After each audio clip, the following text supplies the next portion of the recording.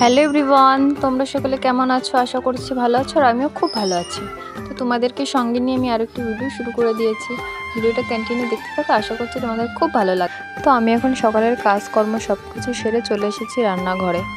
তো আমি এখন রান্না করব। তো রান্না করার আগে সব কিছু আগে গুছিয়েই নিচ্ছি। তো আজকে হবে কাঁচকলা আলু দিয়ে তরকারি, আর হবে মুগের ডাল, আর আলু দিয়ে উচ্ছে দিয়ে ভাজা হবে। তো এই হবে সকালের রান্নাবান্না। তো তার জন্য সমস্ত কিছু আমি সুন্দর করে কেটে কুটে নিচ্ছি। তো কাটাকুটি সমস্ত কিছু আমার হয়ে গেছে। তো আমি এখন রান্না বসিয়ে দিয়েছি। তো আমি ডাল সেদ্ধ হতে বসিয়েছিলাম, তো ডালটা পুরোটা সেদ্ধ হয়ে গেছে। তো আমি এখন সেই ডালটাকে সম্বরা দিয়ে নেব। তো সম্বরা আমার দেয়া একদম হয়ে গেছে। তো দেখো ডালের কালারটা কি সুন্দর এসেছে। তো এরপর সমস্ত রান্নাবান্না করার পর সবাইকে খেতে দেওয়ার জন্য ভাত বেড়ে নিয়েছি। তো এখন সবাই মিলে এখন খাওয়া দাওয়া করবো আমরা। তো তারপর খাওয়া দাওয়া করার পরে আমি একটু রিলস করার জন্য একটু রেডি হয়েছিলাম, মানে শাড়ি পরেছিলাম, একটু সাজুগুজু করেছিলাম। তো ভিডিও আমার করা হয়ে গেছে, কিছু রিলস ভিডিও করেছিলাম। তো এরপর দুপুর হয়ে গেছে, প্রায় বাজে এখন 3:30 মতন। এখন খাওয়া দাওয়া করবো। তো সকালে যেহেতু ভাত খেয়েছিলাম, এখন ভাতটা খেতে ইচ্ছা করছে না, মুড়ি খাবো আমি।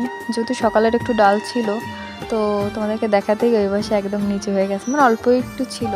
তো এর জন্য আমি একটু মুড়ি খেয়ে নেবো। অনেকদিনই মুড়ি দিয়ে ডাল দিয়ে খাওয়া হয় না, বেশ ভালোই লাগে আমার মুড়ি দিয়ে ডাল দিয়ে খেতে। তো আমার খাওয়া দাওয়া প্রায় হয়ে গেছে। তো এখন আমি একটু কাজ করব, মানে আজকে আমাদের বাড়িতে একটু তালের পিঠে বানানো হবে। তো কালকে আমার শ্বশুরমশাই বাজার থেকে একটা তাল নিয়ে এসেছে কিনে। তো সেটাকে আমি এখন ধুতে যাব, ধুয়ে সুন্দর করে খোসা ছাড়িয়ে সুন্দর করে মাখতে হবে।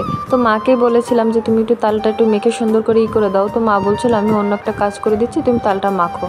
মা অন্য একটা কী যেন কাজ করছিল, মা একটু ব্যস্ত ছিল জন্য এর জন্য মাখতে পারিনি তালটা। মা যেহেতু প্রত্যেক বছর মাই মাখিয়ে দেয়, তো সেই মতো আমি যে প্রথমবারই তাল মাখছি। তো তালটা সুন্দর করে মেখে আমি রেখে অন্য একটা কাজ করব, যেহেতু রাতের আমার রান্না করতে হবে। তো এর জন্য ভেবেছি মাছ রয়েছে, শুধু মাছ দিয়ে একটু মশলা দিয়ে একটু মাছের ঝোল করব। তো এর জন্য দেখো মশলাগুলো ছাড়িয়ে সুন্দর করে আমি বেটে নিচ্ছি, যেহেতু রাত্রে একটু রান্না করতে হবে পিঠেগুলো বানিয়ে। তো এর জন্য সেই মতো মশলাটা বেটে আমি রেখে দিয়েছি। তালের মধ্যে তোমার ওই চালের গুঁড়ো দিয়ে আর চিনি দিয়ে সুন্দর করে মাখিয়ে রেখে গেছিলাম। তো সেটাই কলার পাতার ভিতরে দিয়ে ওগুলো পুড়িয়ে নিতে হবে। তো একে কলার পাতা পোড়ানো মনে হয় বলে, সে যাই হোক এই পিঠেটা বেশ ভালোই লাগে খেতে। তো এরপর আমি আরও একটা পিঠে বানাবো। তো দেখো এক এক আমি ভেজে নিচ্ছি এইভাবে। তো দেখো এর ভিতরে একটু দেখিয়ে দেবো আমি। তো ওই দেখো এইভাবে ছোট ছোট করে, এগুলো যেহেতু ঠাকুরকে দেওয়া হবে এর জন্য একটু ছোট ছোট করেই দিয়েছি। তো এরপর আমি একটু বড়া পিঠে ভেজে নিচ্ছিলাম, তালের বড়া।